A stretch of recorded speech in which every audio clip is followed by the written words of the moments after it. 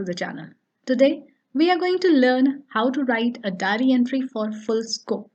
Easy tips के साथ और useful expressions के साथ. So let's get started with the diary entry. Now diary entry. सबसे पहले हमें ये पता होना चाहिए कि diary entry है क्या. So diary entry is a personal piece of writing. In a diary entry, you record your feelings and emotions related to some significant event that happened with you. अब ये सबसे important है. It is personal and you record your feelings and emotions. So not necessary that diary entry is made every day. ये नहीं है कि रोज बैठ के तुमने डायरी लिखनी है. किसी दिन कुछ बहुत अजीब हुआ है या बहुत एक्साइटिंग हुआ है और किसी दिन तुम बहुत सैड हो. सो वो वाली जो इवेंट्स है, you can record those events, personal and secretive events in your diary. A went for your feelings and emotions. So diary लिखने से तुम्हारे जो अंदर की दबी हुई इमोशंस है, जो फीलिंग्स है, वो बाहर आ जाती है. So it serves as a vent to your feelings and emotions. You open your heart to your diary. So जो बातें हम अपने फ्रेंड से भी नहीं कर सकते, सो वो बातें जो है वो अपनी डायरी के साथ शेयर कर सकते हैं. It is like a mute but loyal friend. So diary of course mute है, आगे से कोई जवाब नहीं दे सकती. The diary is just listening to what you are speaking or what you are writing.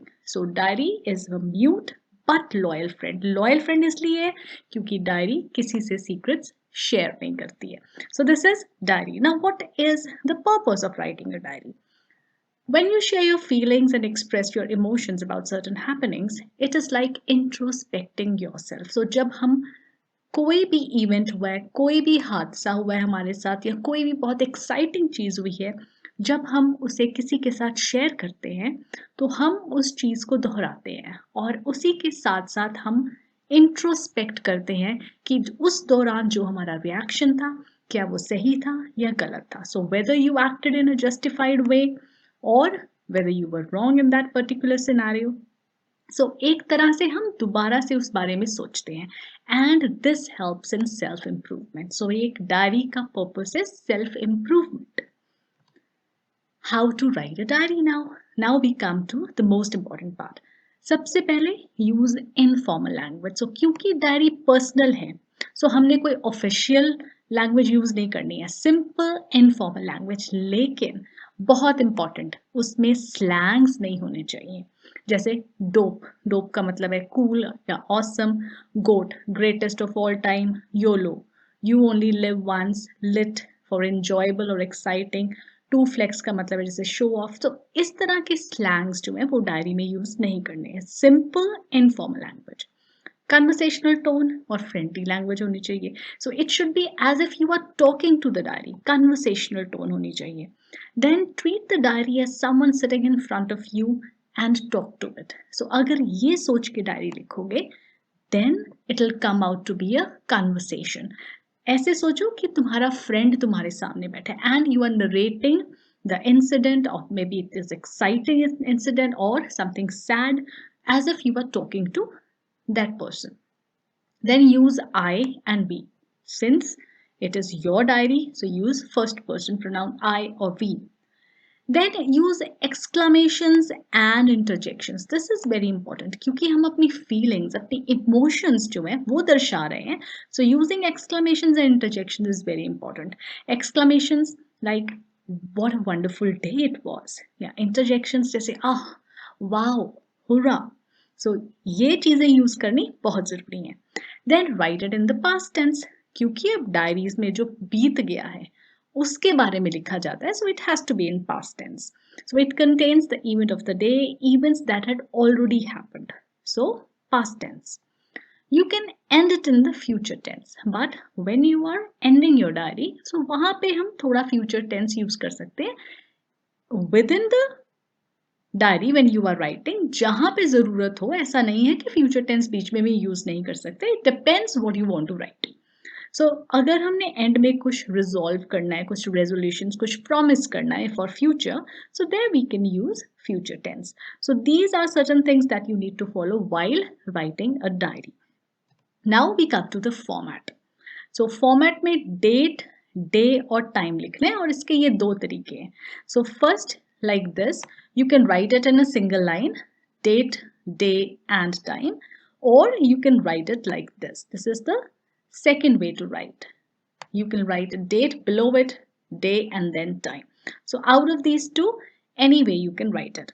After that, salutation. So write Dear Diary and then begin with the content. So simple format, nothing very particular. So just follow this format, write it in a single line or write it like this in 3 lines. And it's not necessary to write these words, date, day, time. Just straight away put the date, straight away write the day and the time. There's no need to write this. I'll tell you what I mean when I'll be sharing with you an example. So अब एक छोटा सा example पहले share करते हैं कि अभी तक जो हमने पढ़ा है उसका एक्चुअल मीनिंग क्या है. Now suppose have a look at this question. Suppose you have to write a diary page of something exciting. So बहुत exciting हुआ है कुछ तुम्हारे साथ. That happened with you on the previous day. So ये पिछले दिन की बात है. So format January 4, 2022. So whatever date you want to write. Tuesday and this is the time. So time जो है वो शाम का रात का होना चाहिए. Because you have to give the happenings of the day. तो तुम शाम में बैठ के डायरी लिखोगे. So it can be 7 p.m., 8, 9, 10, any. But it should be before 12. So dear diary. Yesterday I got ready in the morning and went to school. I sat with my best friend Sham in the van. We talked and laughed and then I saw a tiny pup with a man on the roadside. So now you have to narrate some exciting incident. So ये तुम्हारी diary की शुरुआत है. So तुम simply बता रहे हो कि I got ready in the morning, I went to school. तो ये तो रोज होता है. I sat with my best friend Sham in the van. So तुम शाम के साथ रोज जाते हो वैन में. We talked and laughed and then I saw a tiny pup with a man on the roadside. So इसमें कोई excitement, कोई तुम्हारी emotion, कोई तुम्हारी feeling इसमें कुछ नहीं आया. So एक simple event है, simple narration है, जिसमें कुछ भी conversational नहीं है, कुछ भी excitement नहीं है, कुछ भी emotion share नहीं हो रही है. Now next have a look at this thing. Same question है, but a different way. Yesterday it was a chilly day.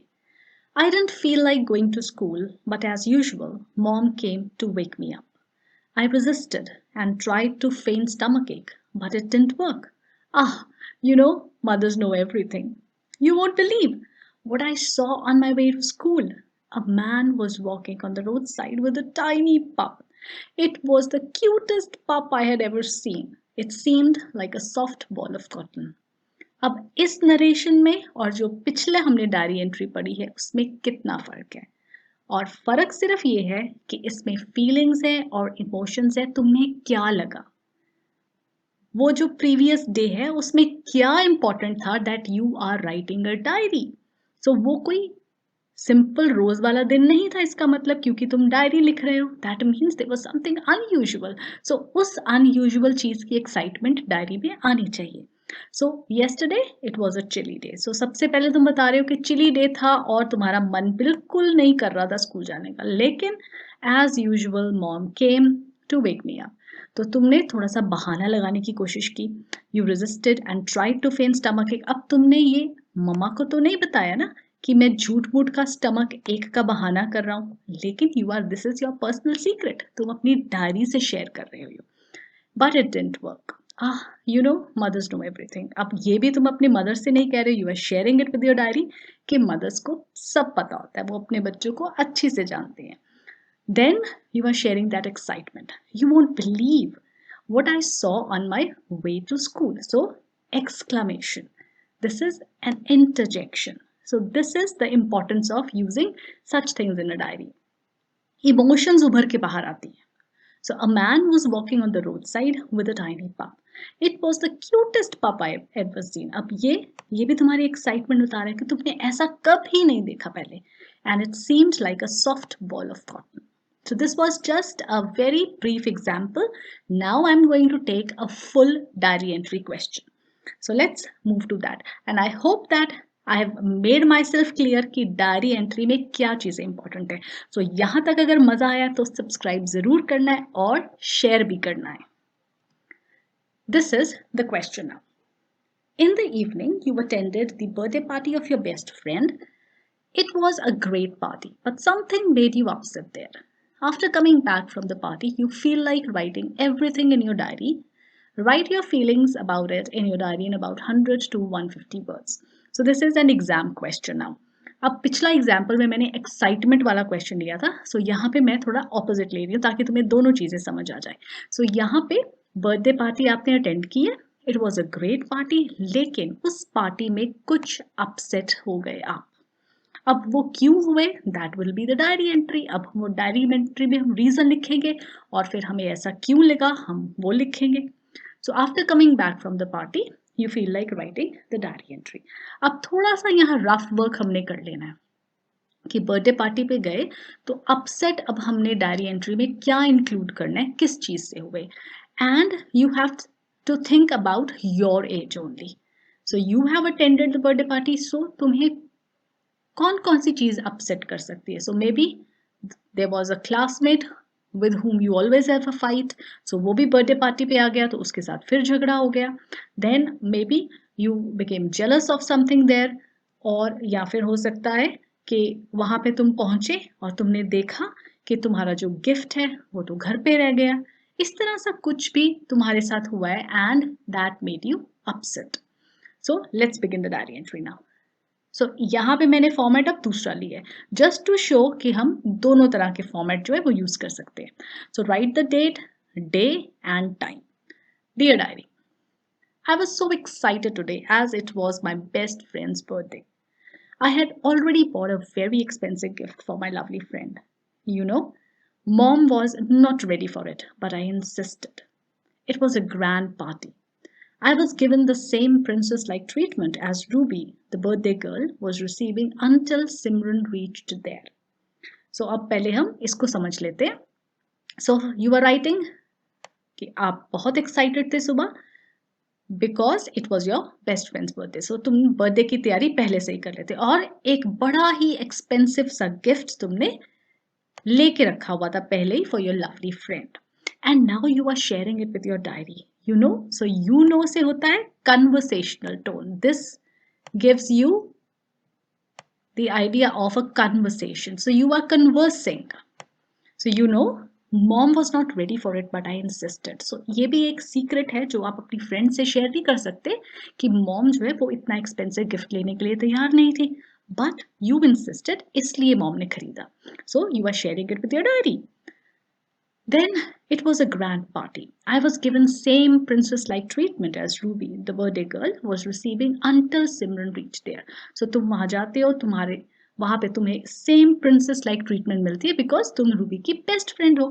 लेकिन जब सिमरन आती है, things changed. So until Simran reached there.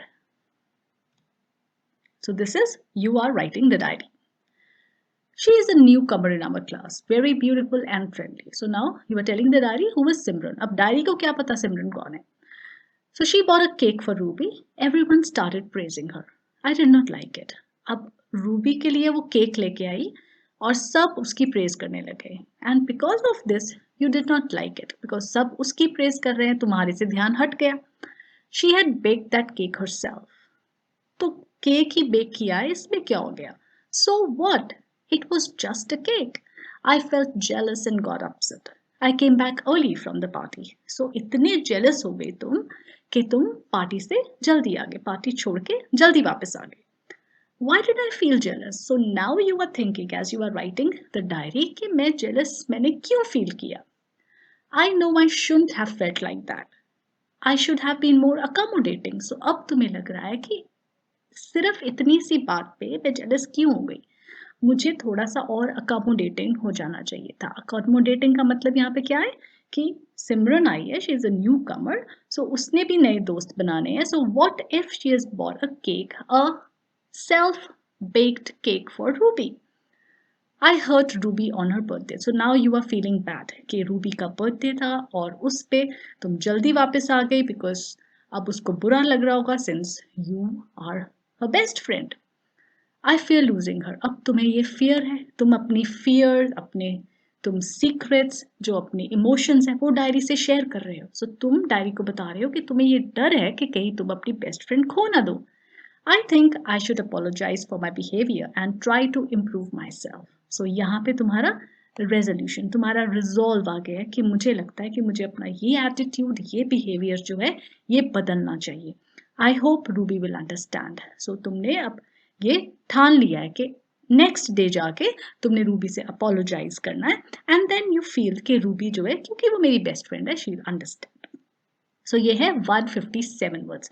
सो हम डायरी में इतनी ज़्यादा डिटेल भी नहीं लिख सकते, लेकिन इसका मतलब ये नहीं है कि हम अपनी इमोशंस जो है वो ना लिखें और सिर्फ एक रेगुलर इवेंट की तरह उसे डिस्क्राइब कर दें. तब वो डायरी एंट्री नहीं रहेगी. उसमें इमोशंस, तुम्हारी फीलिंग्स वो आनी बहुत ज़रूरी है. कन्वर्सेशनल टोन, एक इनफॉर्मल लैंग्वेज, जैसे कि एक अपने दोस्त से अपनी दिल की बात कर रहे हैं. So like, I felt jealous and got upset. Then why did I feel jealous? I know I shouldn't have felt like that. So ये share कर रहे हो कि मुझे ऐसा नहीं करना चाहिए था. So this will make it a diary entry. I hope कि सबको समझ आ गया होगा. And now you can write a diary entry on your own. So that's all for today. These are the image credits. And subscribe to the channel. भूलना नहीं है, subscribe ज़रूर कर लेना है, so that I will be putting more such videos for your revision. Give it a thumbs up, follow me on Instagram for latest updates और इस video को शेयर करना नहीं भूलना. Bye for now and happy preparation.